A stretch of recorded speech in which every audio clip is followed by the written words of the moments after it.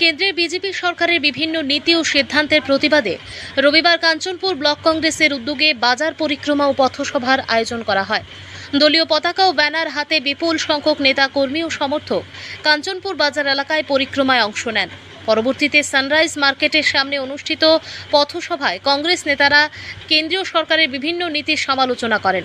তাদের অভিযোগ, প্রধানমন্ত্রী নরেন্দ্র মোদীর নেতৃত্বাধীন সরকারের শাসনকালে দেশের অর্থনীতি, কর্মসংস্থান ও শিক্ষা, স্বাস্থ্য ব্যবস্থা ক্ষতিগ্রস্ত হয়েছে। পাশাপাশি বেকারত্ব বৃদ্ধি, নিত্য প্রয়োজনীয় পণ্যের মূল্য বৃদ্ধি এবং কৃষক শ্রমিকদের নানা সমস্যার বিষয়েও উদ্বেগ প্রকাশ করা হয়। সভায় উপস্থিত জেলা কংগ্রেস সভাপতি দিগ্বিজয় চক্রবর্তী, কংগ্রেস নেতা কেবল নন্দী সহ অন্যান্য নেতারা বলেন, সাধারণ মানুষের স্বার্থ রক্ষা এবং জনজীবনের সমস্যাগুলো তুলে ধরতে কংগ্রেস আগামী দিনেও আন্দোলন জোরদার করবে।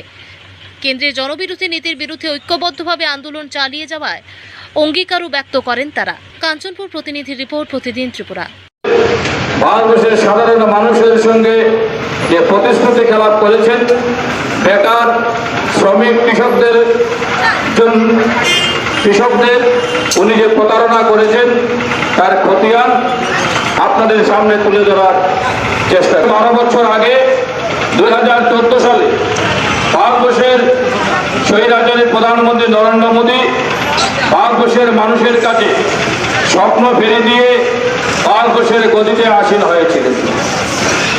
ওনাদের স্লোগান ছিল, না খাऊंगा না খানে दूंगा, बहुत हुआ महंगाई की मार, आपकी बार पास। প্রত্যেক গরিব মানুষের অ্যাকাউন্টে 15 লক্ষ টাকা, বিদেশ থেকে কালো টাকা উদ্ধার, ভারতবর্ষে 100টি স্মার্ট সিটি তৈরি করা সহ শত শত প্রতিশ্রুতির মধ্য দিয়ে 2014 সালে গুজরাটের এক স্বপ্নের ফেরিওয়ালা ভারতবর্ষের মানুষকে স্বপ্ন ফিরিয়ে দিয়ে